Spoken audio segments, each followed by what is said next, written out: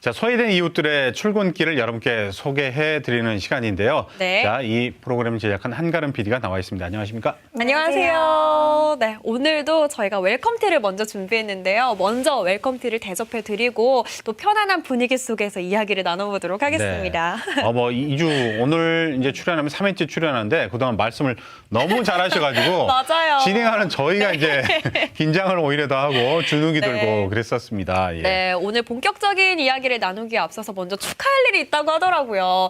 정말 명예로운 상이라고 알고 있는데 오늘도 출근이 이달의 PD상을 받았다고 들었어요. 너무 축하드립니다.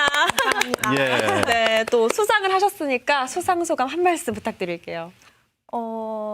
먼저 짧은 제작 기간 동안에 이렇게 출연하시면서 수많은 피땀 눈물을 함께 흘린 출연자분들과 이런 제작진분들에게 감사 인사를 드리고요. 그리고 이 상은 저희가 사회적 약자에 대한 관심, 그리고 지금 일어나고 있는 이런 장애인 이동권에 대한 이런 관심들을 놓지 말아달라는 그런 의미의 상인 것 같아요. 그래서 저도 따뜻한 시선으로 계속 바라보는 그런 PD로 성장할 테니까 시청자 여러분들도 광주 MBC의 다양한 프로그램들을 계속 관심 가지고 봐주셨으면 좋겠습니다. 빠바바바밤 상금도 나온다는데 어떻게 쓰실 예정이세요? 먼저 상금을 아직 받지 못해서 사실 생각이 없었고요. 네. 기회가 된다면 우리 MC님들도 초대해서 함께 식사를 하도록 하겠습니다. 아유, 알겠습니다. 자, 그러면 오늘 영상의 주인공이 오늘 그 장애인의 날이잖아요. 이것과 조금 연관이 있지 않을까 예상을 해보는데 소개를 해주시죠. 네, 지금 제가 이렇게 입고 있는 의상과 이 네. 마이크를 보면은 어떤 직업이 혹시 떠오르시나요? MBC 뉴스 한가름입니다. 네, 기자 아닌가요? 네, 맞습니다. 바로 기자인데요. 뇌성마비 장애를 가진 이영광 씨가 오늘의 주인공이에요. 이영광 씨는 2009년 변상욱 기자의 인터뷰를 시작으로 주로 PD와 기자 그리고 정치인들을 대상으로 하는 인터뷰 기자인데요. 이분은 올해로 14년 차이고요. 그리고 이분은 주로 정치인과 언론인을 대상으로 인터뷰를 하기 때문에 아직까지 이영광 기자를 만나지 못했다라고 하면은 그 분야에서 아직 활동을 제대로 하지 않았다라고 말할 정도로 그런 우스갯소리가 있는 대단하신 분입니다. 네. 네. 지난주에는 그 시각장애를 갖고 있는 영화 감독 노동주 감독에 이어서 오늘은 뇌성마비 증상이 있는 네. 그런 분이 오늘 주인공인데 뭔가 우리가 그동안 생각했던 틀을 깨는 맞아요. 예상을 뛰어넘는 주인공들이 계속해서 등장을 하는 게 바로 이 미니 다큐 오늘 또 출근의 특징이 아닌가 싶은데요. 네. 저희는 또 시청각 장애인들을 위해서 화면 해설 자막과 그런 방송을 추구하고 있습니다. 자, 그러면은 이영광 기자의 모습 지금부터 만나보시죠.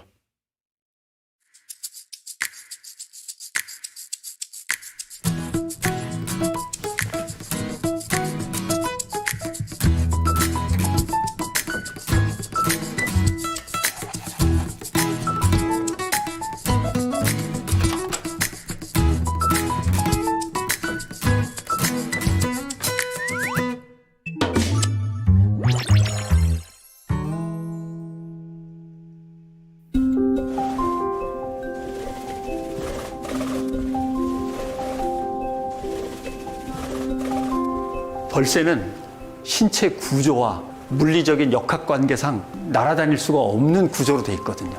몸통 크고 날개는 짧고 약하고. 근데 벌새는 그냥 나는 거야. 파닥이면서 나는 거죠.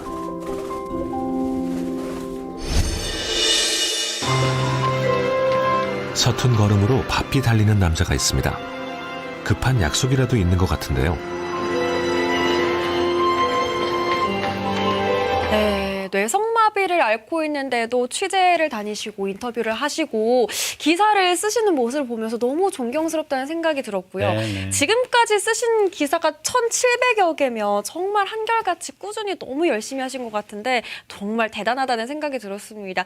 저런 훌륭한 이영광 기자님은 어떻게 알게 되신 거예요? 네, 저도 PD이기 때문에 이렇게 매일 다양한 뉴스들을 찾아야 되거든요. 그래서 뉴스를 이렇게 보고 있는데 제가 좋아하는 기자님의 이 기사를 보다가 우연히 알게 된 기자님이었어요. 근데 이영광 기자가 이렇게 연재하던 그런 기사들을 보고 나니까 이분이 더 궁금해지는 거예요. 그래서 바로 섭외를 진행을 했는데 사실 처음에 전화를 했을 때는 저도 굉장히 많이 떨렸어요. 네. 왜냐하면 이영광 기자는 섭외를 하는 분이지 섭외를 받는 분이 사실 아니잖아요. 그렇죠. 네. 그래서 저희의 촬영에 대해서 어떻게 생각하실지 조금은 두근거리는 마음으로 연락을 했는데 흔쾌히 촬영에 동의를 해주셔서 정말 다행이라고 생각했었습니다. 네. 뭐 정말 소에게 원고료 받으면서 적자로 이렇게 취재를 다녔던 모습, 그리고 또 위치를 물어보는데 사람들이 외면하는 모습, 이런 거 보면 맞아요. 참 가슴이 아팠는데, 같은 언론인으로서 바라본 이영광 기자는 어떤 분이죠? 제가 생각했을 때 이영광 기자는 굉장히 목마름이 있는 분 같았어요. 사실 영상에서 본 것처럼 이영광 기자는 불편한 몸으로 열심히 발로 뛰면서 취재를 하시는 분이었거든요. 그런데 아무래도 코로나가 이제 생기면서 이 코로나 때문에 대면 인터뷰가 불가능해지니까 네네. 전화 인터뷰로만 인터뷰를 하셨거든요. 네. 그러다 보니까 아무래도 사람에 대한 그런 목마름이 간절했던 분 같아 보였습니다. 그래서 저희 제작진과 서울 취재로 이렇게 1박 2일 동행 취재를 하게 되었는데요. 그때 저희는 이전에 촬영하던 이영광 기자의 모습과는 달리 굉장히 행복해 보이는 그런 표정을 저희는 처음 볼 수가 있었거든요. 그래가지고 저희도 이제 인터뷰를 하면서 기자님한테 너무 행복해 보이시는 거 아니냐 이렇게 여쭤봤더니 기자님이 아무래도 전화보다는 이렇게 사람을 만나는 것이 너무 좋고 자기는 사람 때문에 이렇게 기사를 취재한다라고 얘기를 하시더라고요. 그래서 그런 부분을 보면서 이영광 기자의 이런 취재에 대한 열정이 정말 진짜 존경스럽고 박수를 치고 싶다는 생각이 많이 들었습니다. 네. 이영광 기자와 함께 이렇게 밀착 취재를 하시면서 가장 기억에 남았던 부분이 있으면 어떤 부분일까요? 사실 이영광 기자님이 저희와 처음 만났을 그 당시는 13년 차 정도 됐었던 때예요. 그러다 보니까 이영광 기자가 굉장히 매너리즘에 좀 빠져있는 모습이었어요. 인터뷰에서도 이영광 기자님은 내가 인터뷰를 할 때 때로는 이렇게 뻔한 구성으로 질문을 할 때도 있고 그냥 늘 하던 패턴 그대로 인터뷰 질문지를 만들 때도 있다라고 솔직히 고백을 하시기도 하셨거든요. 네. 근데 저희가 이제 변상욱 기자를 만났을 때 그 이영광 기자의 달라지는 눈빛을 저희는 그 자리에서 확인을 할 수 있었어요. 그때 변상욱 기자가 이영광 기자에게 해줬던 조언이 이제 이영광 기자는 언론계에서 굉장히 중요한 중심축이다. 왜냐하면 지금까지 만나왔던 언론인들과 정치인들이 굉장히 주요 인물이기 때문에 수많은 사람들을 만나면서 이제 이영광 기자가 이분들을 철저히 감시해야 되는 역할을 해야 된다. 그래서 한쪽의 입장만 듣는 것이 아니라 양쪽에 이런 진실의 가능성에 무게를 두면서 이제 취재를 해야 된다 이런 조언을 했을 때 이영광 기자가 뭔가 새롭게 터닝포인트 되는 느낌을 받았거든요. 그래서 저도 굉장히 앞으로의 이영광 기자의 취재가 얼마나 더 날카로워질지 기대가 됩니다. 네. 이제 말씀을 잘 하시는데 웰컴티도 좀 드시면서 저희가 다음 질문을 네, 용산 드리도록 하겠습니다. 보면서 많이 자, 이렇게 뭔가를 잘 극복하고 우리 이웃이지만 소외된 그런 소외감을 느끼고 있는 분들의 출근길을 소개해드리는 미니 다큐, 오늘 또 출근, 매주 저희가 이 시간에 한가름 PD가 출연하면서 여러분께 소개를 해드리고 있습니다. 네. 자, 이런 분들을 취재하면서 느낀 점들, 그리고 내가 이것만큼은 본방을 사수하는 사수님들에게 좀 꼭 전달하고 싶다, 이런 마음이 있을 것 같아요.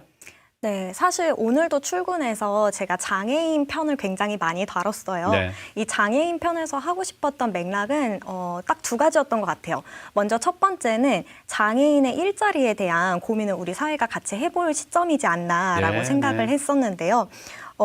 우리가 장애인 의무 고용률을 정부에서 올해부터 3.6%로 늘린다고 하더라고요. 네. 그리고 이걸 점진적으로 높인다고는 했지만 실제로 장애인의 이런 고용 비율이나 이런 걸 보면은 장애인을 고용하지 않은 것이 83.9%나 되었고요. 앞으로의 채용 계획이 없는 그런 기업체들도 약 80%에 육박하다는 것을 볼 수 있었습니다. 그래서 저희는 앞으로도 이런 장애인의 일자리에 대한 고민을 실질적인 채용이 이루어지지 않으니까 어떻게 하면 장애인의 일자리가 더 다양해질 수 있을까 고민을 해야 된다고 생각을 했고요. 지난주에 봤던 노동주 감독과 이영광 기자처럼 좀 장애인에 대한 이런 전문적인 일자리에 대한 고민도 함께 병행이 되어야 된다고 생각을 했어요.